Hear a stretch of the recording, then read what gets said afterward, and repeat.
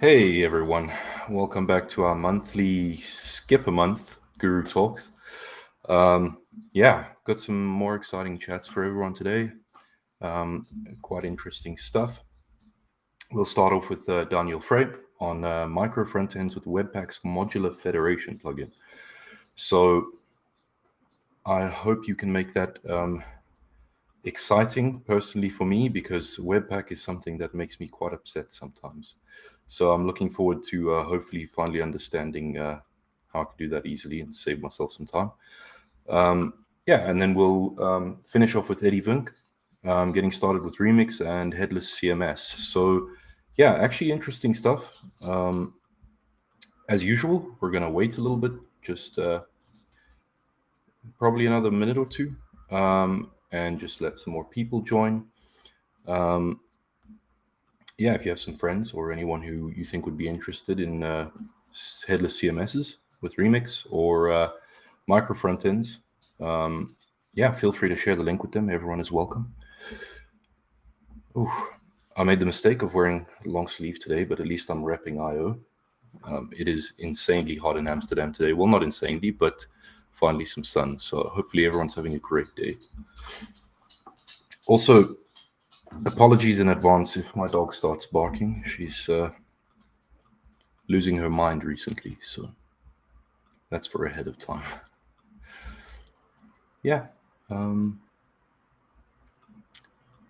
Cool. Wait 1 more minute, and then we can pull in Daniel.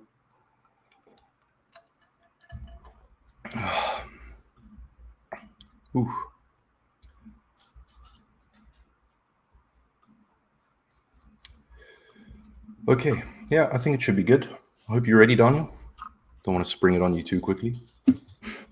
Hey, hello. Hey, man. Welcome. So some interesting stuff today. Yeah, for sure.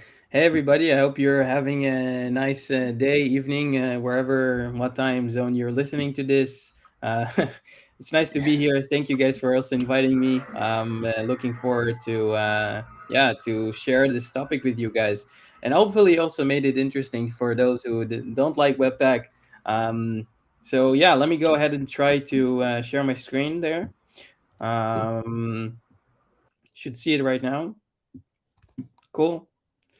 So let's start. Once again, guys, I hope you're having a nice day. And if not, maybe these puppies will make this better for you. And otherwise, also the topic, which is today's micro frontends with Webpack Module Federation plugin. So let's get started. So first of all, who am I? I'm originally from Israel. I am a senior frontend developer here at IO. I'm also a content creator at danielfrey.me. I do have a podcast. I do some writings as well. So if you're really interested about development, maybe some things you could find there that will catch your attention further.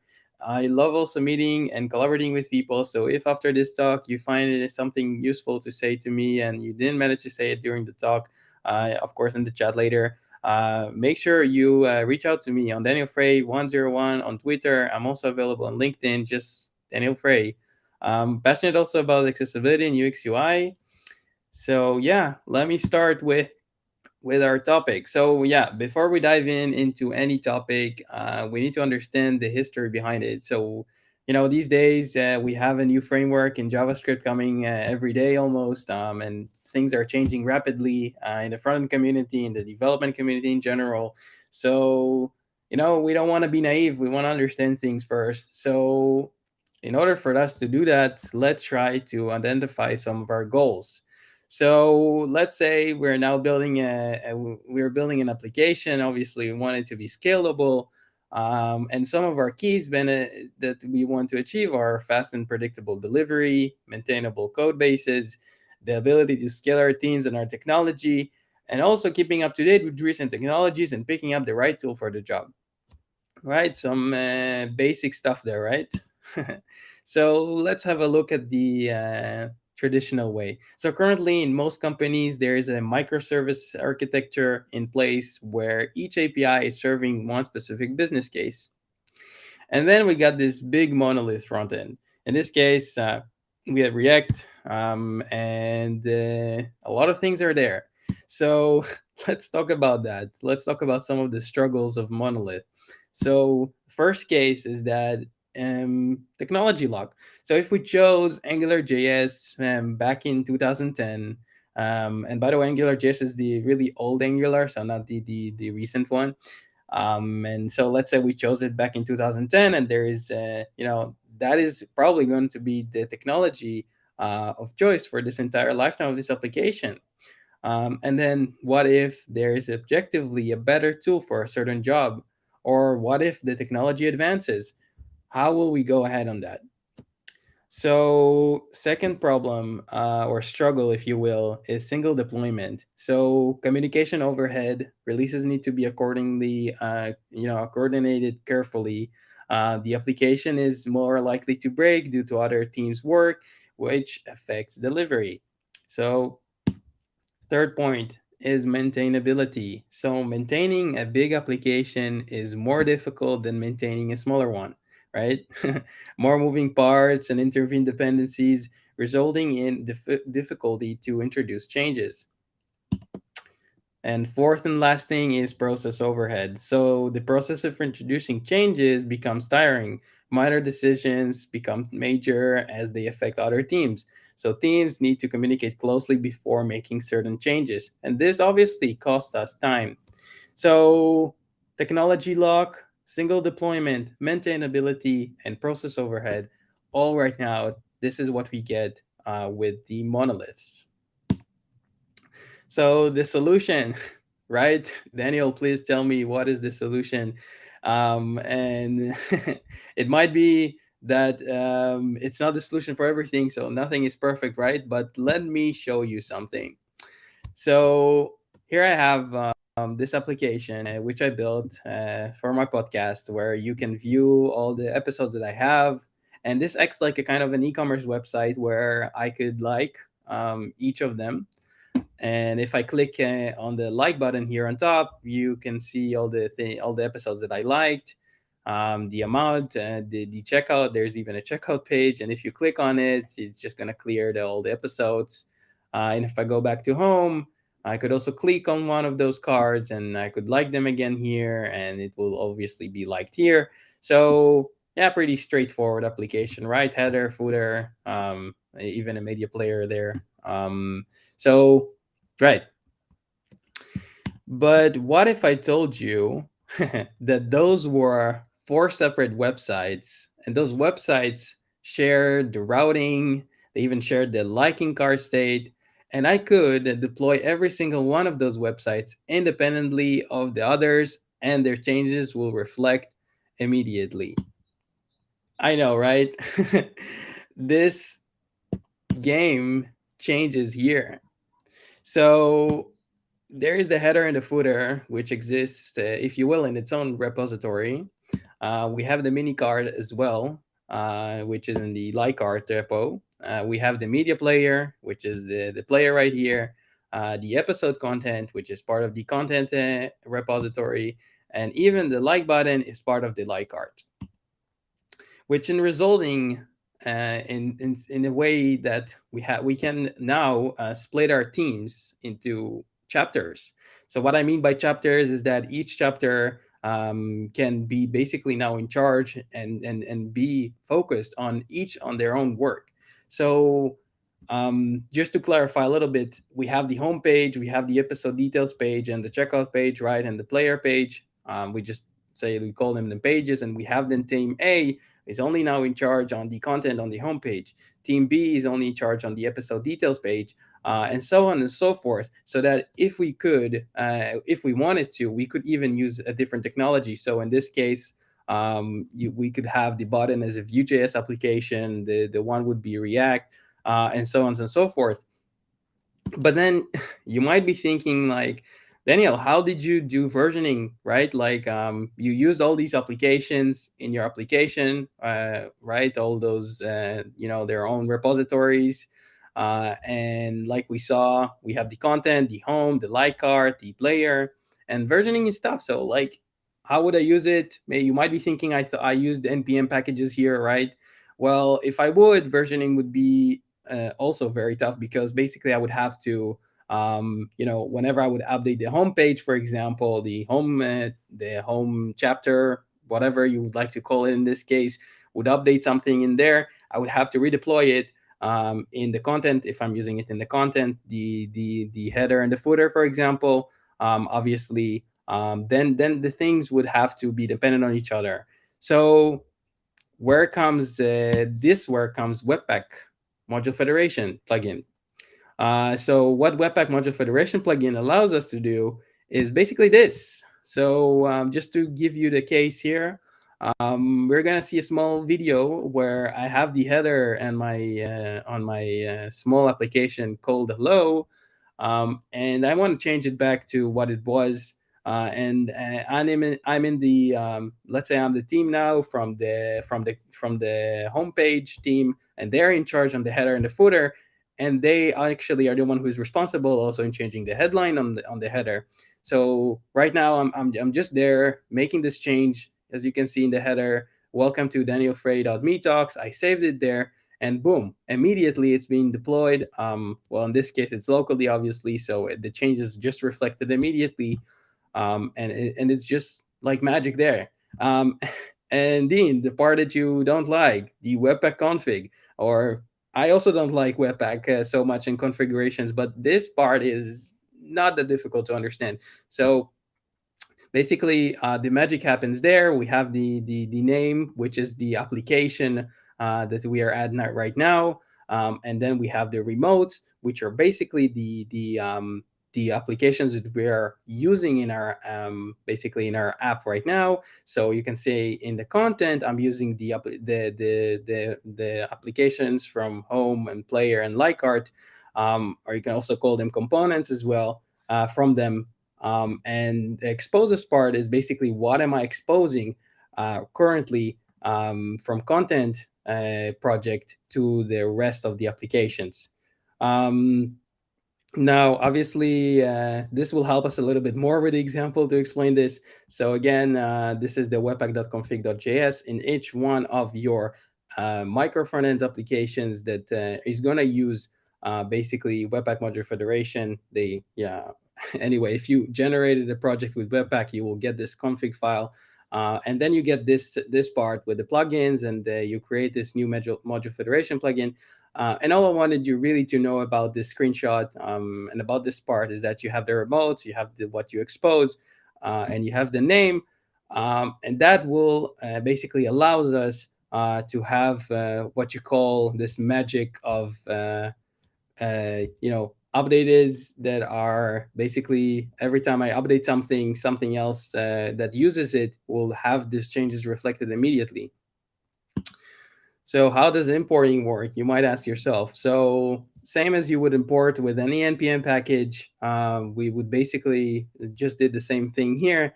Obviously, like you saw, we have, for example, a header is being imported from home/header. So how do you know it's called home? The name property here in each one of your projects. You have this name thingy. So yeah, that's how it looks like with importing. So now let's review a little bit, right? So before, again, we had a technology lock, we had this communication overhead, the single deployments, and right now, really, what you have to worry about as a team is only in one application, really. So like the technology lock, you want to change technology, that's not a problem now, because your team is responsible for a really small chunk of the entire big application. And the changes that you want to, let's say we have an e-commerce, a Black Friday, and we have a header that now needs to look like Black Friday header. Right now, you could just basically deploy those changes that you need to make without having to worry about other team members or other teams that are have different chunks on your application that are responsible on updating that header, because you deployed and you used Webpack Module Federation, and that change has been reflected immediately. So that is the power that we get with Webpack Module Federation. So really, just really two parts: the front end, micro front ends, and the Webpack Module Federation is just really one way of implementing micro front ends. So you might be asking yourself, who uses micro front ends? And keyword micro front ends, not Module Federation. And here are some of the companies that do use that. And if you're wondering, are they using the Module Federation plugin? Well, I'm not so sure about that, but I would assume so, because I've seen Module Federation right now being used as one of the standards in building micro front ends. So let's talk a little bit about some of the concerns that you may have. So the first thing that I was wondering about when I have developed these applications is, aren't I importing dependencies more than once? So in this case, you can say React. I'm using React in all of my small applications, right? Aren't I importing them then more than once? Well, you're not, because Webpack Module Federation plugin has something that's called shared, where you have this, this React thingy in this example, and the singleton mode is just put to true. So that means that React will be only imported once, so that you don't have to have multiple versions or multiple Reacts on your final, you can say, big application. So what about TypeScript support? This was one of the interesting things whenever I was developing this project as well. I kind of lost my TypeScript, but then this is the error that I was getting. Like, I have this like button that I'm importing from the like cart repository. And then like, what is this? This like my VS Code doesn't know what is this module. And basically what happens is that, first of all, the team that built the Webpack Module Federation plugin is working right now with Microsoft to support this case, but I haven't found like really good way of doing it. So here's what I could come up with. So what I found also online that other people do is creating modules declarations. So you can declare the module this way, so that way you don't get the error that I was getting earlier. But then also the types, right? I want to have types in my project. So then this where comes an interesting thing, is that I used the best worlds really of monorepo. By the way, don't confuse monorepo and monolith. These are really not the same thing.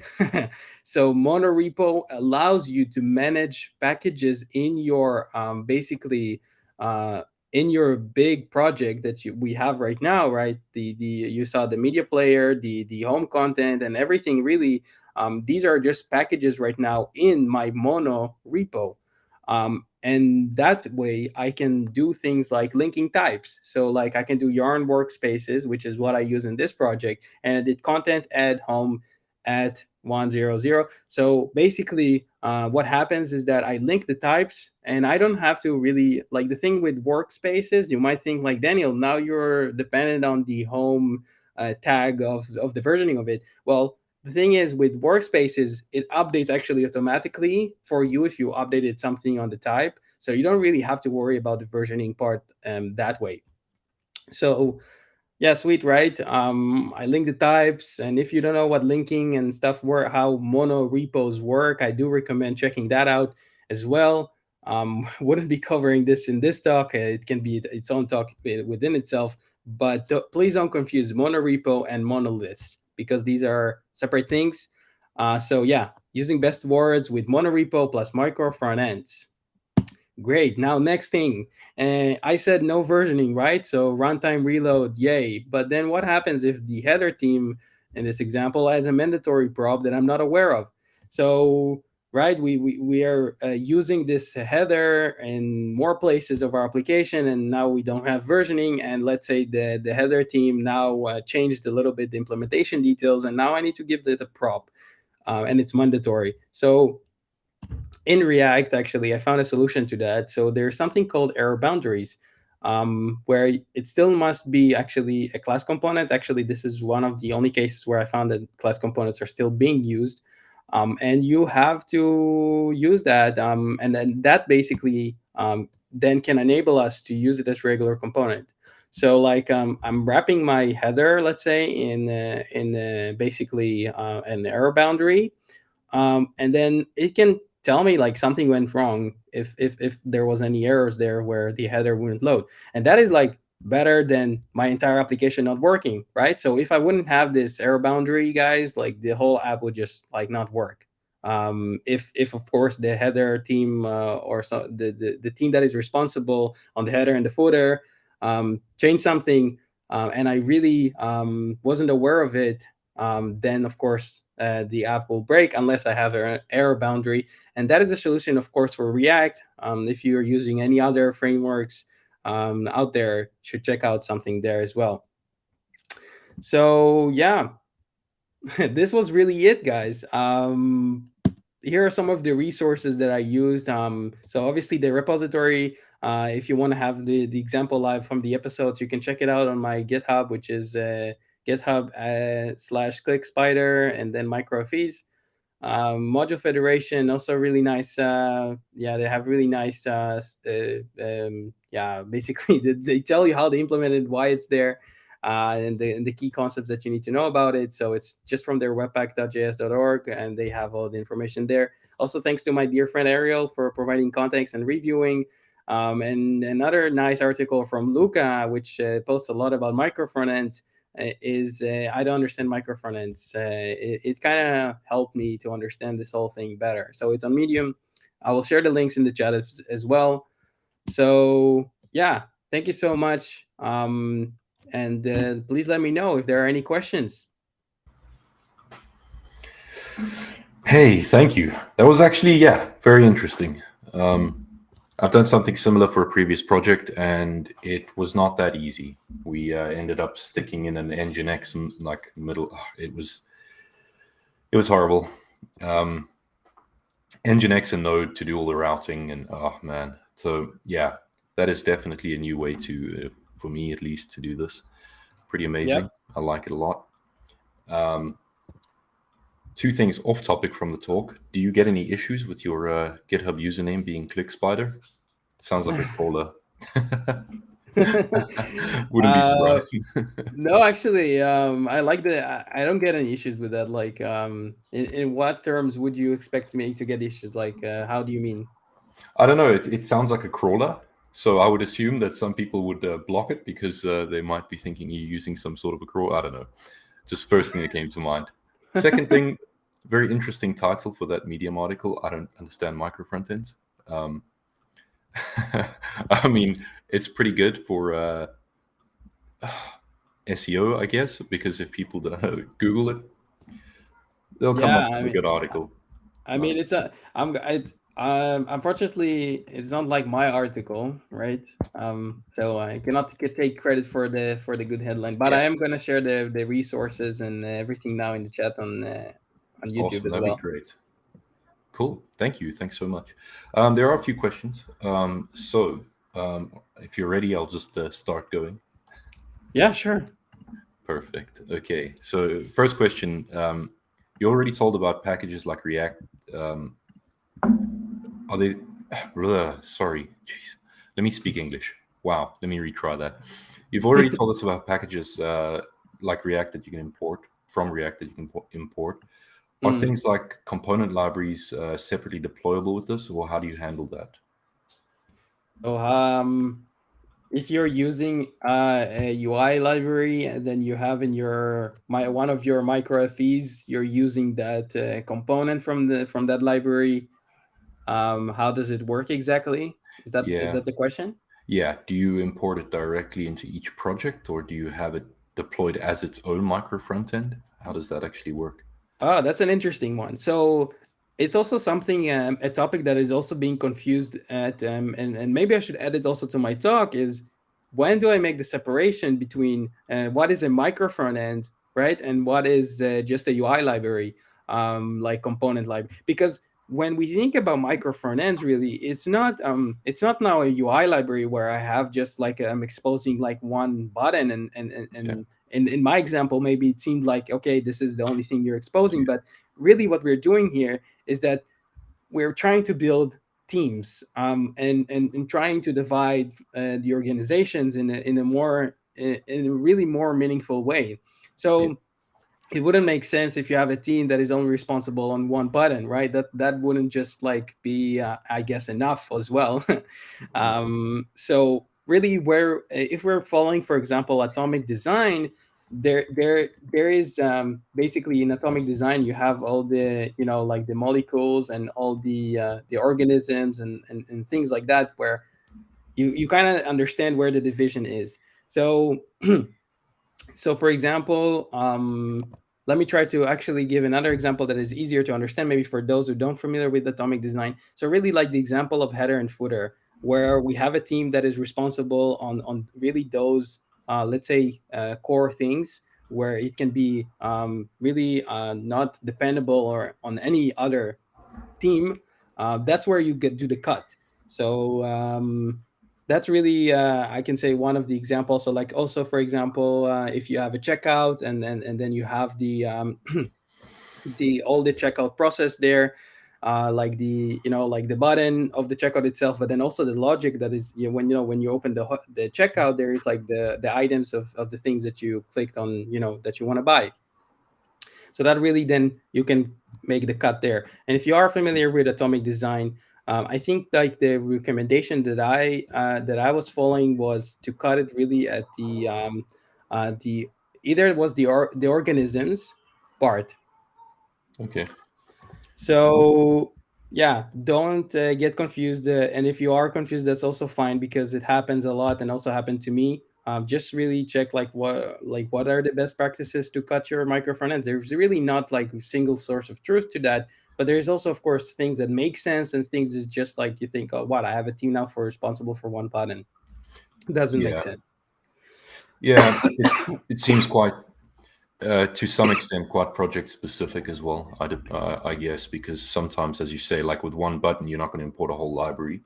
Yeah. But yeah, yeah, that makes sense. Cool. Thanks. Cool. One more question that I found quite interesting.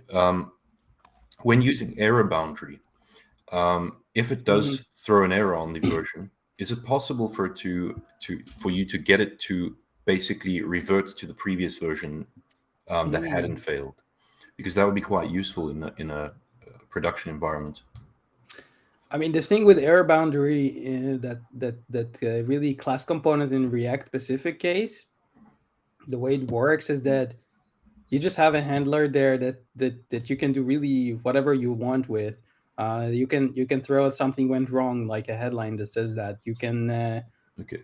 I'm not sure if you can actually do like this thingy that you're saying, like to have a different version, to use the old version, because it's not like a Webpack feature. It's really like a React feature. So like then it would really depend on how you could do it then with React, for example.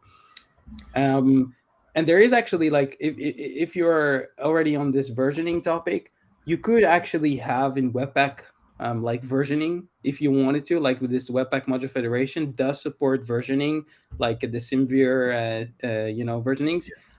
But then I think it kind of, and it is also a separate discussion that can be in the teams whenever you talk about this. Should we use that? Because like the power that we get now with Webpack Module Yeah. Federation is that you don't have to worry about the versioning. It's just like being deployed and it's out there, and it's like a live reload. So really, if you are using versioning, and of course, some components or some teams you might not trust so much, so then you want to then use the error boundary. But then I would really, really think good if I want to have the versioning for use like the Webpack Module Federation versioning. But Yeah. it is there. I just didn't cover it in my talk as well, because I didn't think like this is like the exciting feature about it. I think the exciting feature is that you really can just update things without worrying about deploying Yeah. things again, and interview dependencies and stuff like that. Cool. Yeah. No, I agree. Just it's quite interesting to know how it works on a slightly lower level because, yeah, maybe someone is already familiar with this stuff and they just want to know specifically about that. But I also understand it's pretty hard to cover all of this stuff in a 30-minute talk. Yeah, It's a I bit try much. to really give you like the goal is like, here's a tool that you can use. And by the way, Yeah, Webpack Module Federation is not the only way of doing micro front ends, but it's also a big goal to cover like micro front ends and also the Webpack Module Federation. So really just to give you guys a good feeling about it and an introductory. And if you're really curious about learning more about it, please do do your own research. Look at the repository that I built there that everybody can access as well. So, and if you have any questions that are, of course, not being asked yet, always feel free to reach out.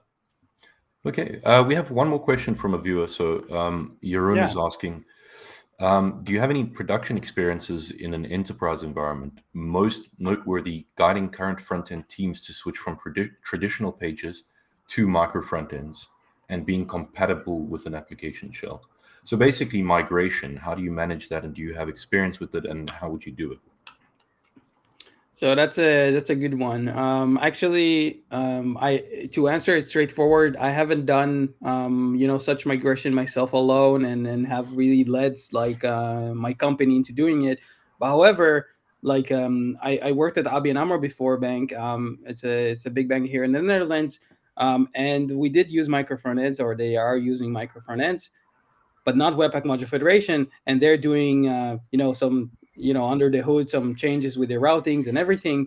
And I think like the way to lead towards the change is really first of all to understand what is our current issues right now with the big monolith that we have. And if you are agreeing with all the problems that I mentioned in the struggles in the monoliths, or maybe some of them, really try to find now, okay, are how are we gonna now like split our teams in those like small chunks. Yeah, um and if you're actually atomic design, and it like really helped me in this case, like also to think about it, so just go like check out like the organisms paradigm in atomic design, and then you can have a sort of in a better idea where I need to also split them.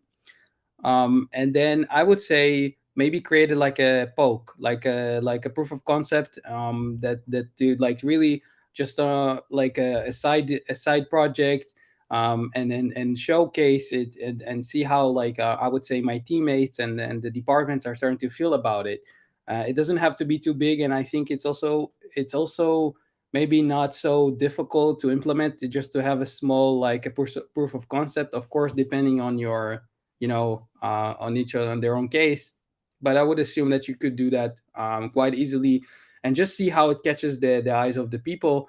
And I really do think that if you have the struggles of the monolith, then you really should take the step to the right direction. Many companies already did implement micro front ends, because it just also complements to the microservices architecture. um, so it really just like hand in hand together with it. So right, I would just myself start in that case. I hope that helps, by the way. cool, nice, good to hear. Yeah, I've had a similar experience at a previous client, doing pretty much the same thing. The only way to kind of convince someone is to show them that it actually works, because a lot of the time people just, if they don't understand it, they're scared, especially when it comes to the business. A lot of the time they want to see how it works before allowing you to actually do it, which is kind of counterintuitive. But yeah, thank you so much for your time. I really appreciate the chat. I'm not sure if there's anything else you'd like to say before you head off for the evening, but yeah, it was great to have you on. Thank you. Thank you so much for inviting me. If you guys have again any questions and you haven't had the chance to ask, please reach out. I'm really happy and welcome to meeting new people and talking with you. So thank you, IO, again, my company, for inviting me. It was really great to be here and to share this presentation. And yeah, until next time. Cool. Thanks so much. Cheers. Okay, that was great. Very cool. Oh, my dog is deciding that now I'm finished talking, which is not true. So next up, we have Eddy Vinck on getting started with Remix and Headless Hey, CMS. Hey, welcome. can you hear me fine? Yeah, perfectly. Okay, Camera's clear, great. audio's fine. Let's see if the screen sharing also works. Just keep it exciting. You never really know. It's like a roulette. Is it working? Not yet. It's possible that It's it needs. showing my screen in like a. But, Yeah, maybe it oh, needs to be no. shared from. There we go. Yes, perfect. Okay. That took a minute. All right, so I guess I'll just get started. Hey everyone, I am going to talk about Remix. This is the second time that I'm giving this talk. It's a little bit updated right now. The demo is a bit cooler, so if you've also seen the last one, you're gonna see a lot of similar things. But I would say stick around for the demo. It's much cooler now. But yeah, so let's talk about Remix. Maybe you have heard about it, maybe not. But Remix is the latest meta framework that is getting a lot of traction recently, and for good reason too. So, if you want to know why you should even care about Remix, then we should first discuss why a lot of the alternatives exist right now. Why do we use those, and what problems exist with those alternatives? After all, if those solutions didn't have any problems, then we wouldn't need something like Remix. So we will then discuss how Remix tries to solve those problems, or maybe Remix doesn't even have some of the problems, and I will show you the results of my experiments using Remix. So, what is the status quo in front-end web development besides micro front-ends? You also see a lot of Jamstack websites or static sites that are being made, especially by developers because it's just, and more specifically front-end developers because it's just a very easy thing to set up. And I've done it too, but why do we choose to do that? So in case you don't know me, my name is Eddy Vinck, and if you're a front-end developer like me, you've probably also built a personal website, at least at some point. And if, like me, you've not always been very familiar with backend development, then it can be very appealing to build a static website when you first hear about it. So a static website is just a website that pulls in data and outputs a lot of static HTML files and assets at build time. And that means that the data on the website doesn't change when it is live until you make another deployment. So from the perspective of a front-end developer, it has a lot of benefits to build a website like that. You don't need to manage the server that you deploy to, and the pages are pre-generated, which means that your website is read-only, basically, and that makes it more secure. And you also don't have to learn backend development, which is kind of nice if you don't want to. So this is honestly a great approach for many projects. Many brochure type websites would probably be a good fit for this approach or blogs. But as you may have guessed by the title of this talk, that's not what I'm going to talk about mostly. I initially chose to build a static website to stay in my comfort zone, and that this one's a couple years old now, I think. It sounds easy to just build a static website and connect it to a deployment platform like Netlify or Vercel, and then you're done. And again, as a front-end developer, that's pretty cool. That's pretty great, especially if you just want to get something out there without learning backend development. After all, servers are scary if you don't know them, and databases are too. What happens when you mess up? At least that's what's always been going through my mind. Why would we spend time, caching resources when I can just fetch all my data at build time and just build a static site and be done with it? And that's basically how I always thought about it, until I came to the conclusion that, well, static sites are pretty static. And I wanted to make it more dynamic. And that's where I believe a lot of the downsides of building static websites start to become apparent. So for my personal website, I decided to keep it simple and just put an email address on it to contact me instead of a contact form.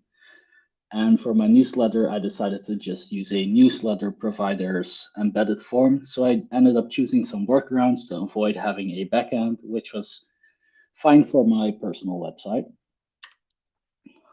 So let's talk about why static websites aren't always a great solution.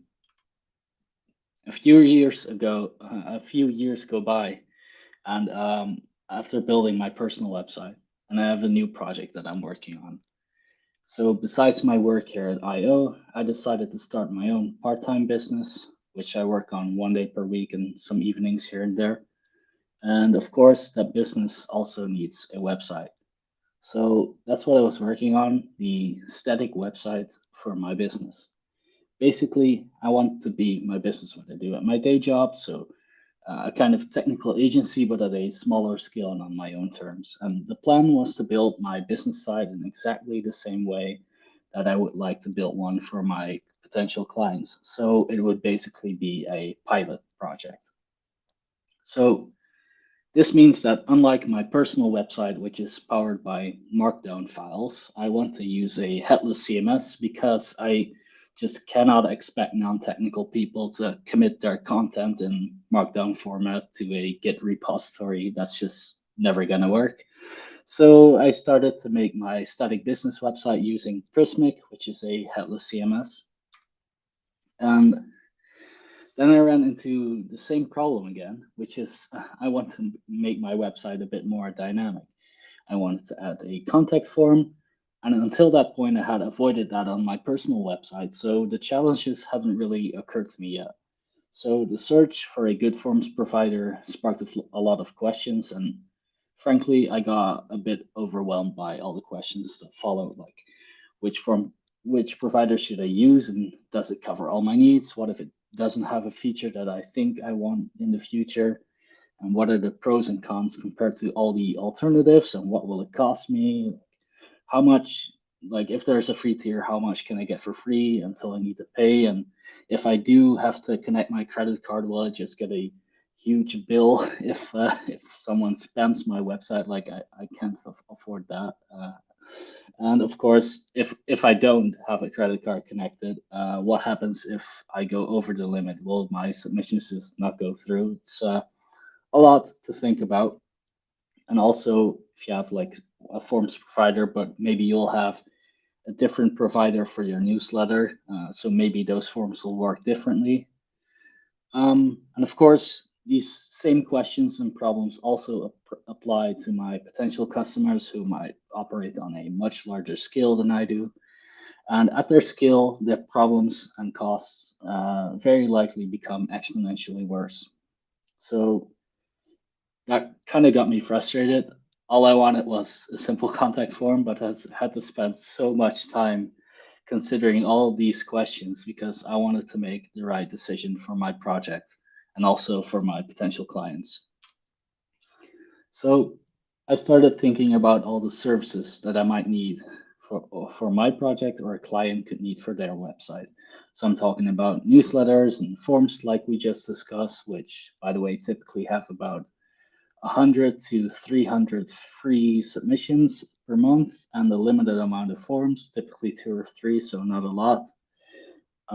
Maybe there's a chat that I want to include, and maybe a customer will want some e-commerce functionality, which might also have to sell physical products. So maybe I'll have to update some kind of stock software somewhere.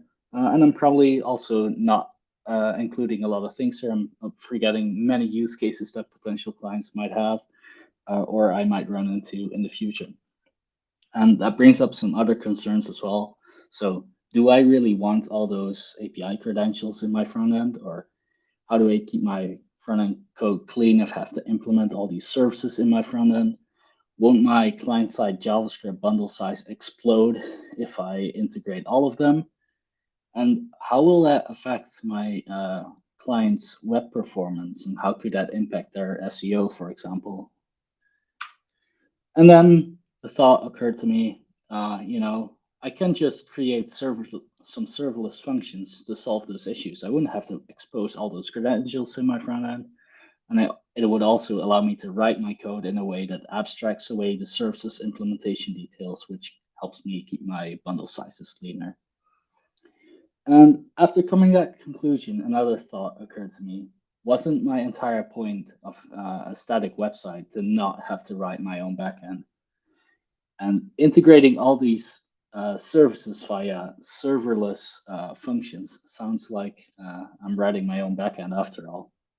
So you have to ask yourself, what are we trying to achieve? What are we doing? It feels like with static websites, we try our hardest to not have to deal with servers, only to find out that you still rely on them after all, which is kind of ironic.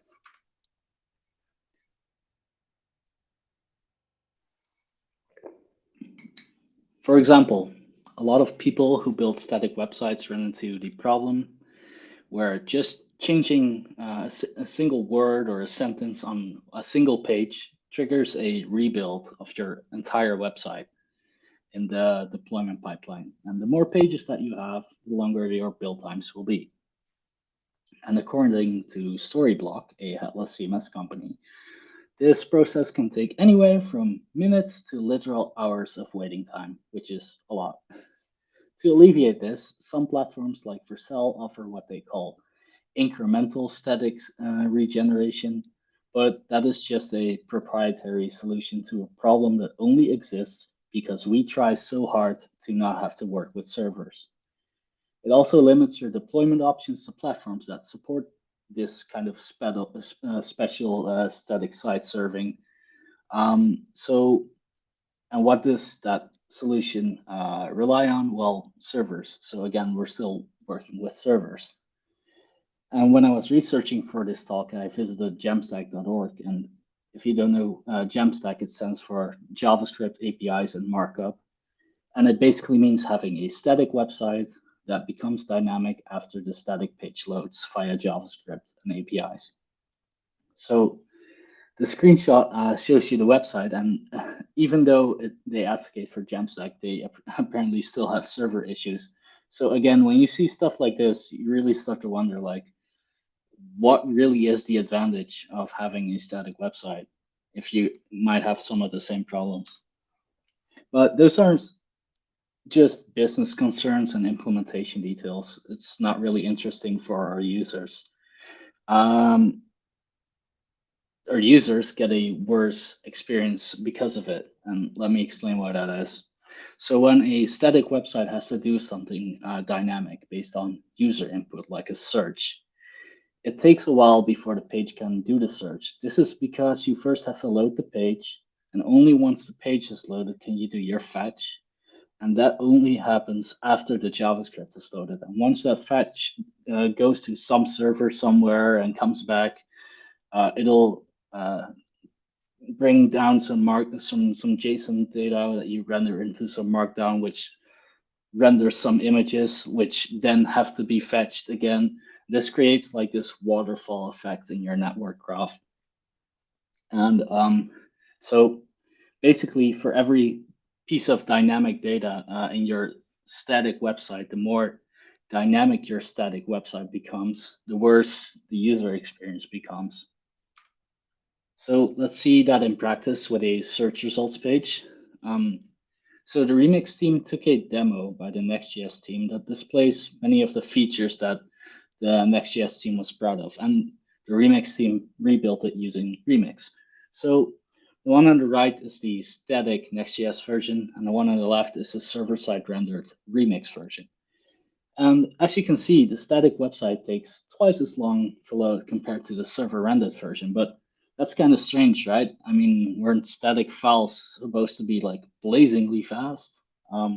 So the Remix team even collaborated with the Next.js team to make sure that the comparisons in their blog post would be fair.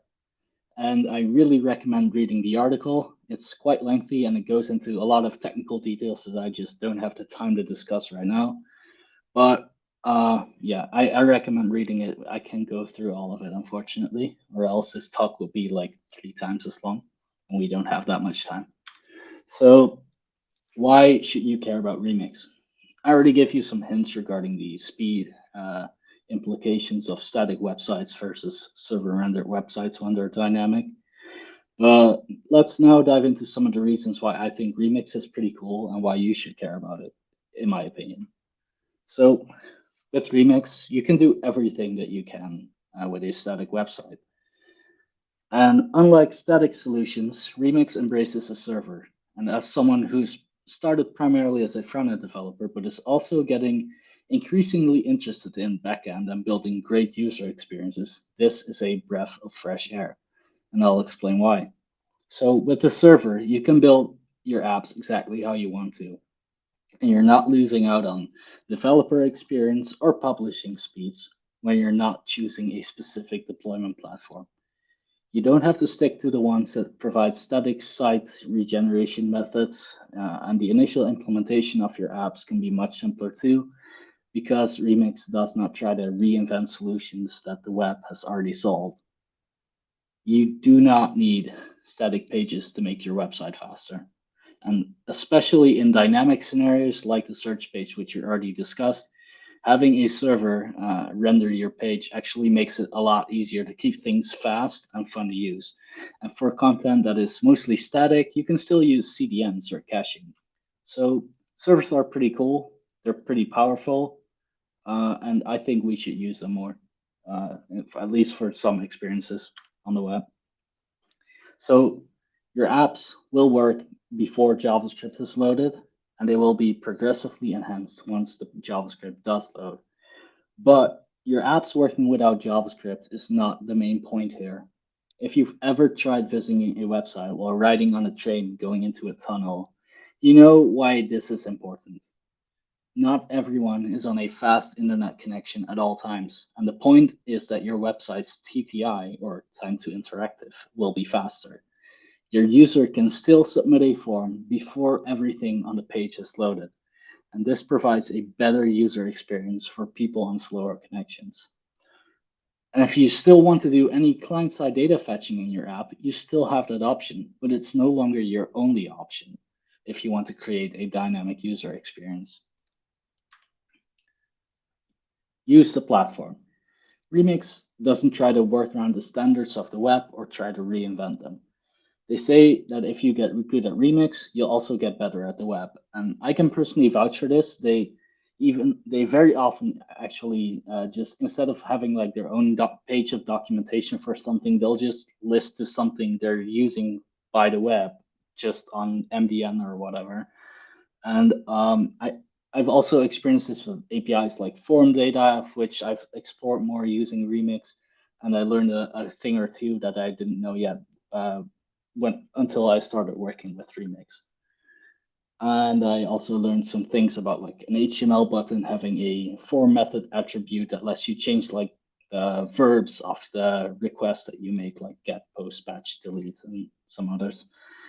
I certainly didn't know that, which is kind of strange to me how something that powerful, I had never seen it before. So let's talk about some technical details. I'm not going to go over all the details in Remix, but let's talk about the primary ones, specifically nested routes. Nested routes is the first concept introduced on the Remix homepage, and it's for good reason. It's the root of many of the great patterns in Remix. When you see a user interface design like this, it's pretty easy to start identifying which parts of the UI require which piece of data. And usually these parts of the user interface also map to URL segments. So let's take a look at how you would divide this example into nested routes.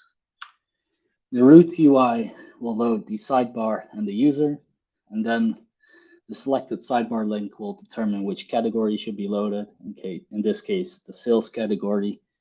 And once you click on the invoices in the top navigation, that part will load in the center, and the invoices allow you to expand the details of an individual invoice. So Remix has nested routes that allow you to map these pieces of UI to a route. Each of these sections maps to a piece of the URL path name. If a user were to click on customers in the top navigation, the top navigation itself will persist along with the site navigation while other parts below it are changed.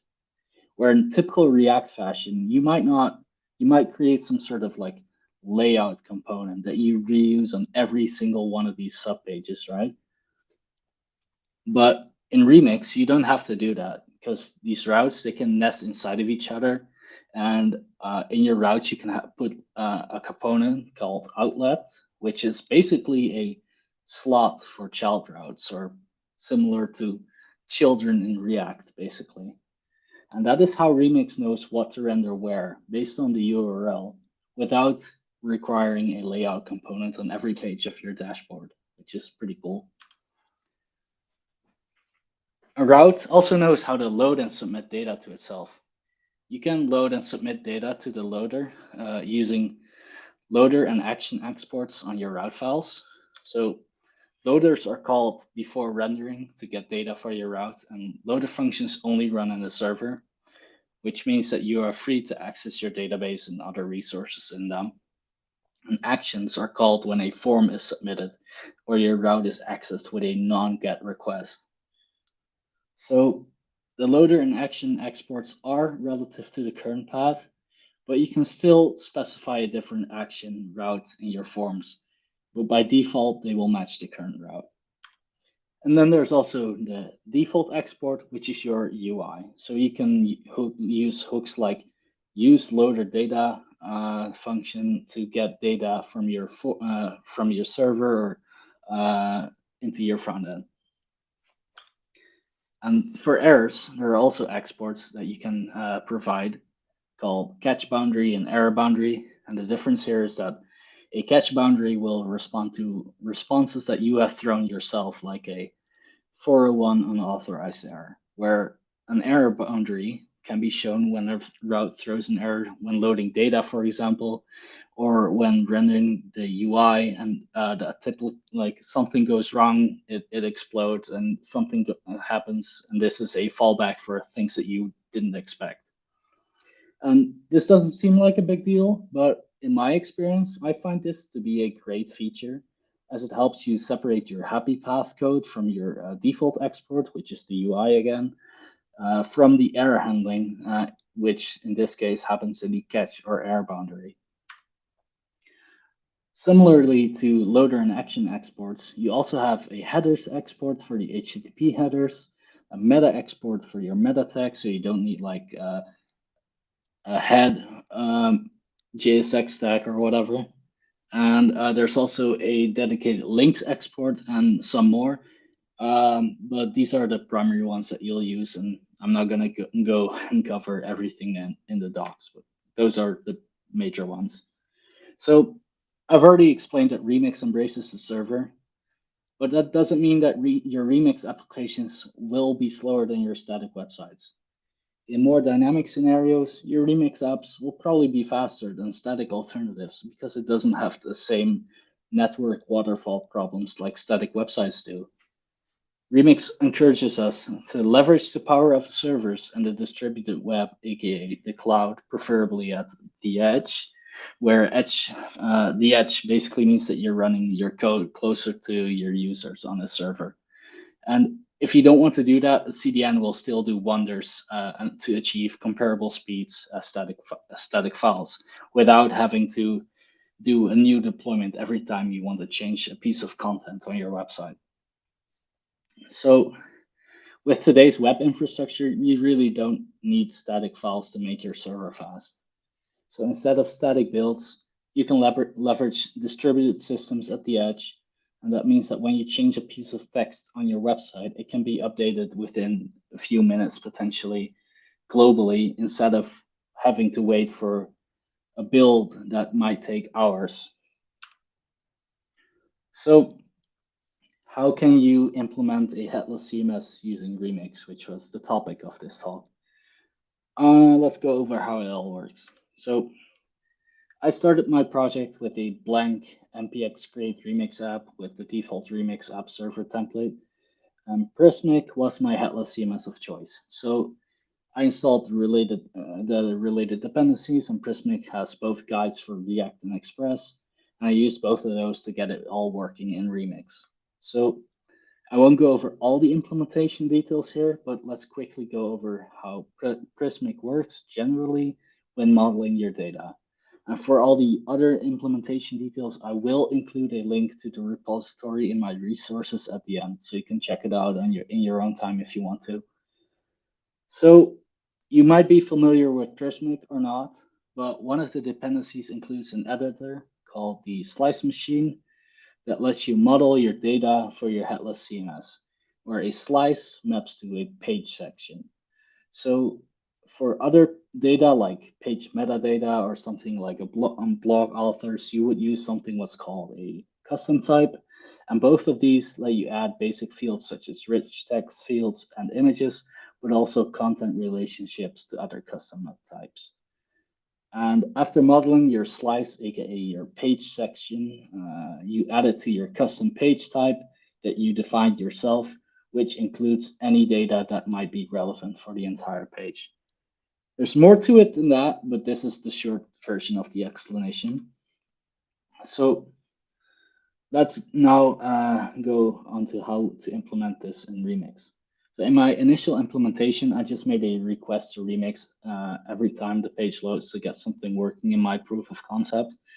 And then I grabbed that data for my UI using the useLoaderData function and gave it to the slice zone component from Prismic, which at a high level is just a component that you pass your page section templates to via the components prop, and you give it the data for your page.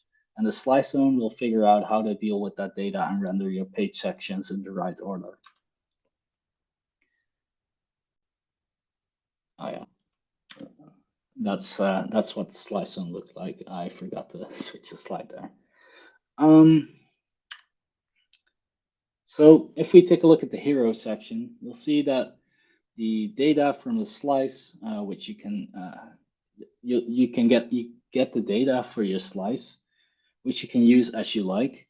And to make it easier to render data from rich text fields, Prismic also offers a Prismic rich text component that lets you define exactly how you want to render your HTML tags. And in my case, I specified which Tailwind CSS classes to apply to which elements. And I think this is a similar pattern for the slice machine, but they also have this pattern for the rich text, and I think it's a pretty cool one because it allows a lot of customizability. And like in my case, I just want to add some classes, but maybe you're using some other library and you want to use a React component instead, and it'll all just work. So I started. I also have an about page, and this uses the same slice for the hero section as my homepage. So this means that I can reuse my slices for multiple pages if I want to. And you can also load data from custom types in Prismic, which aren't directly tied to your pages. So in this example, it's a book category, like I have two categories, music genres and game development. And those are both a custom type of book category. And this is data that's not specifically tied to any page, but I can fetch it and use it to display data on any page if I want to. So yeah, and this is, oh yeah, that's what the code looks like. So you can just fetch it from Prismic. In this case, I have a wrapper function that I'll explain in a bit.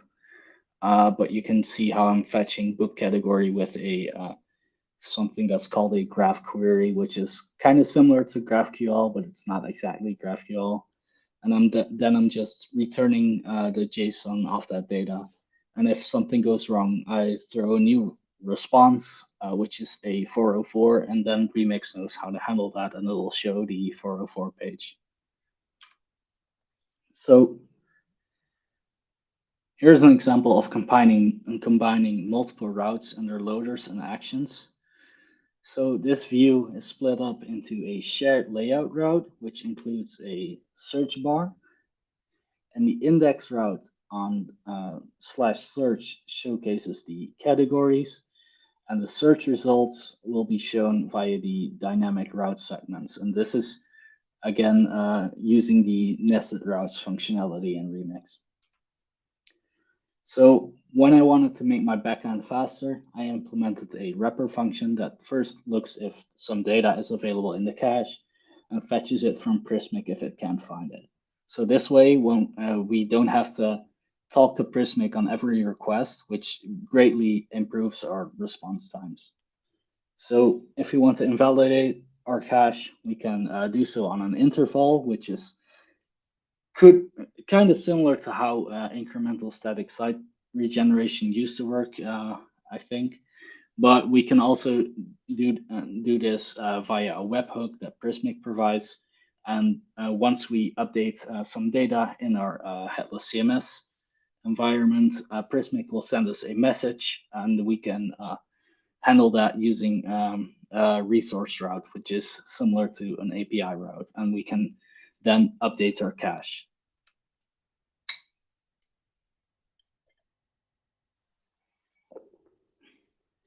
And this is kind of what that would look like. So I just have a dedicated route, which does not have a default export. So it doesn't export any UI, and it'll just get and handle incoming messages from Prismic and invalidate the cache where needed. And again, fill that cache with the new data. So let's take a look at my demo application in real life. So this is all running on my local host. I don't have this deployed yet, but you can see as I'm clicking the logo, this part changes. All the data right now is cached from Prismic because I didn't want it to go wrong during the demo. But you can see how when you have your data in a cache, in my case, it's a pretty simple like cache in memory because it's just a proof of concept. But in the real world example, you might have Redis, for example. You might also save the responses in your own database if you want to. So I just have some books that you can go to. I have categories. And again, this category space also uses nested routes because on the index, it'll show you this part and with the categories.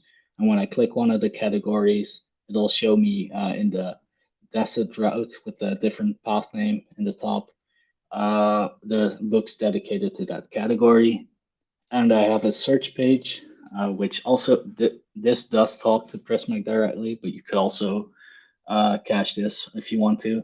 So if I just search for blue, it'll show me a book about blues, and I can go to that page. And again, this also uses nested routes. So if I search for this, it'll add this to the URL.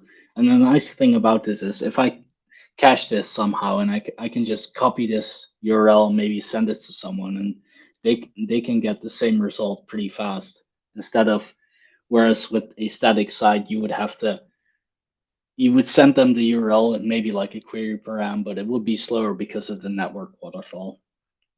And of course, the about page, which is the same section as the home page. As you can tell, it's just a heading and a link, but it's also that this is specifically for showcasing the slices functionality in Prismic. All right, let's go back to my slide. So in review, is Remix worth it? As you can probably tell, I'm pretty excited about it. I think it is. And even if you don't like it as much, I think it's great to have more competition in the meta framework space. So we talked about how Remix, it doesn't suffer from the network waterfall. Well, it doesn't have to. You can still do any client-side data fetching if you want to. But if you do it via the server, you don't have it. And that leads to a better user experience. You don't have to, not having to avoid servers when creating dynamic pages is, in my opinion, a better developer experience. Your project also won't run into like any specific features that you just cannot implement without maybe a long running node process or if you have a static website, you might have to create some workarounds. It's just not very ideal, in my opinion.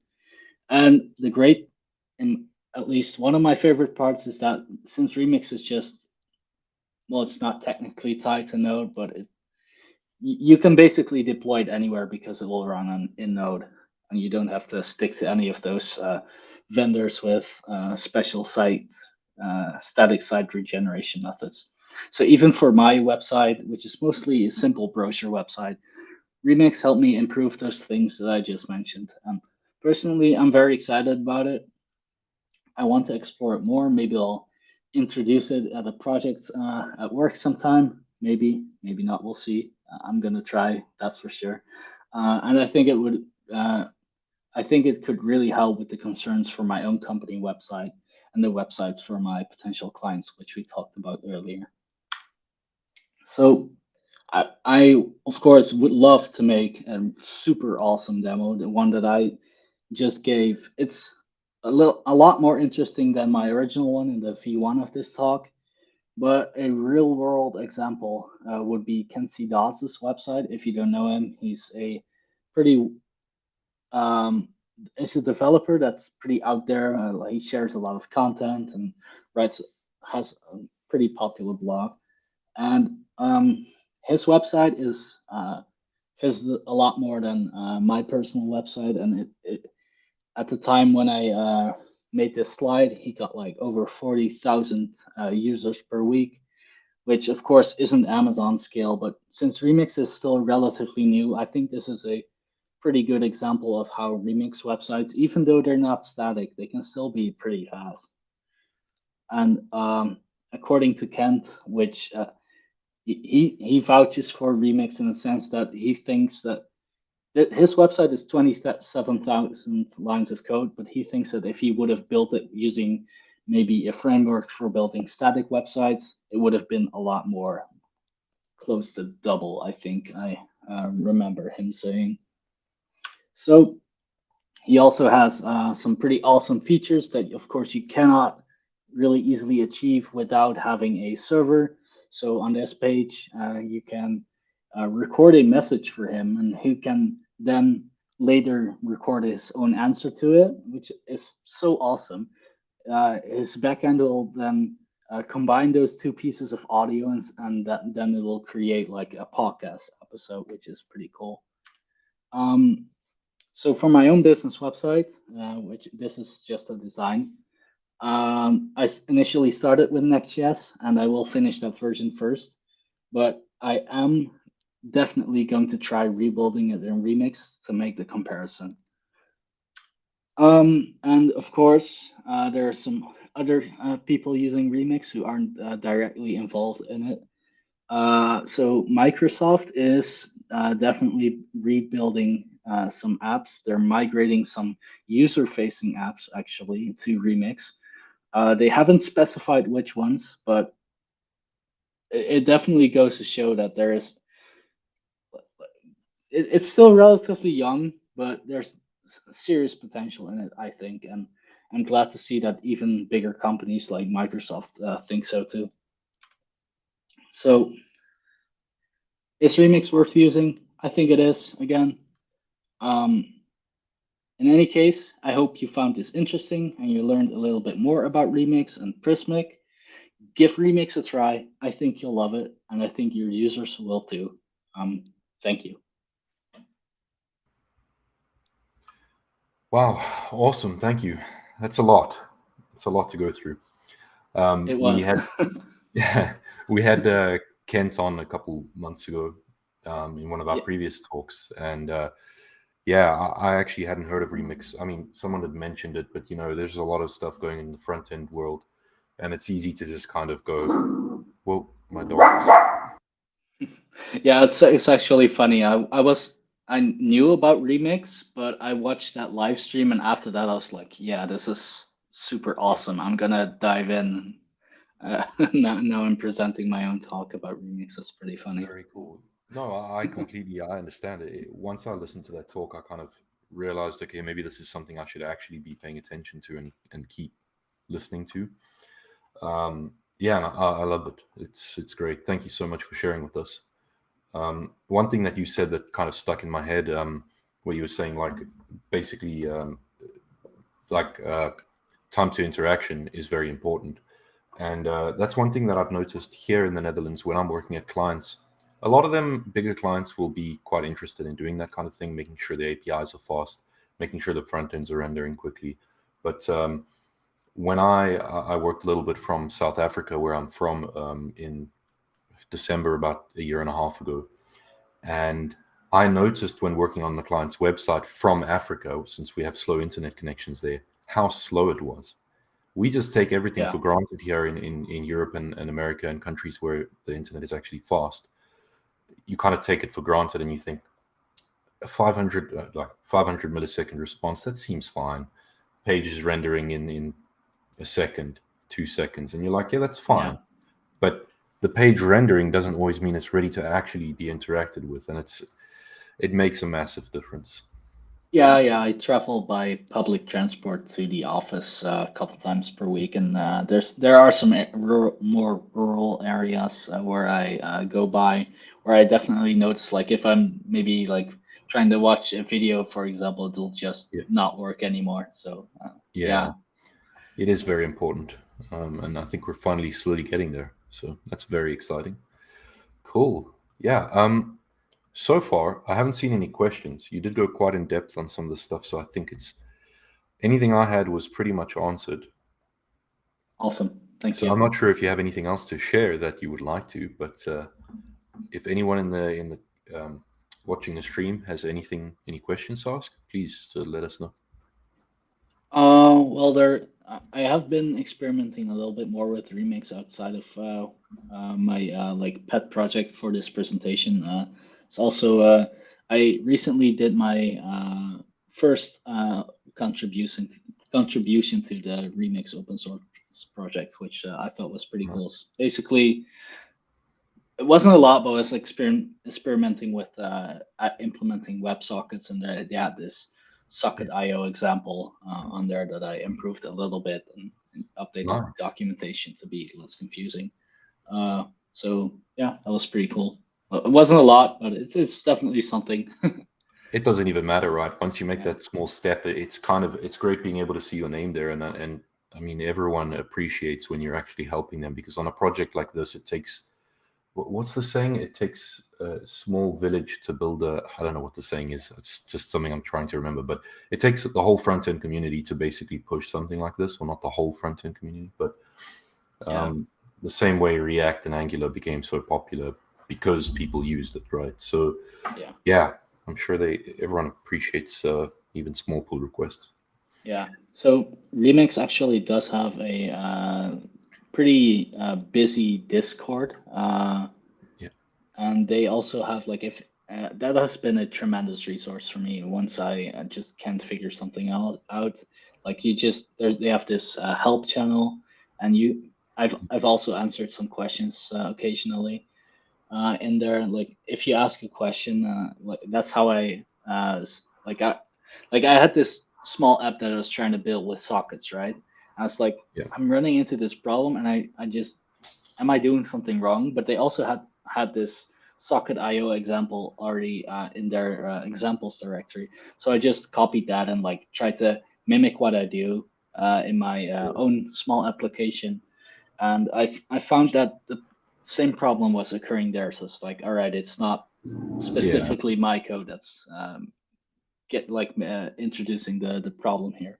So I just talked about it in the chat, and I got some help there, and from there I just I believe I actually created the GitHub issue first and just linked it, and also mentioned it in the chat, and somebody was able to like guide me through like, all right, this is how you would fix that, and it was pretty small changes like the package.json scripts, and from there we just created the pull request collaboratively, which is pretty cool experience. But also for other like smaller questions, there's definitely people in there even now, like 10 minutes ago, people are answering questions. It's pretty cool. Yeah, I just took a look, and there's 10,900 members and 2,000 are online. So that's what a 1 out of 5 user. 1 out of 5 users are currently online in that channel, so pretty cool. So that's yeah, a lot.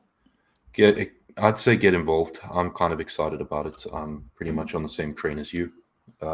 Yeah, thanks so much for sharing. Really appreciate it. Yeah, thank you. Glad Keep to us be here. updated in the Slack as well, because I think it's not so easy for anyone else viewing, but internally in our Slack, it would be quite nice if you can keep us updated. Yeah, we'll do. Okay, thank you so much for joining us. And thanks everyone who joined us to view the talks today. Yeah, I hope you enjoyed them as much as I did. I realize it's probably a little bit past 5 p.m., so a lot of people want to go and enjoy their evenings. Nice warm Europe for once. Not sure how it is everywhere else, but that's the case in Amsterdam. Yeah, thanks once again for joining. And yeah, be on the lookout for our next post to see who our next speakers are. And yeah, enjoy the rest of your month.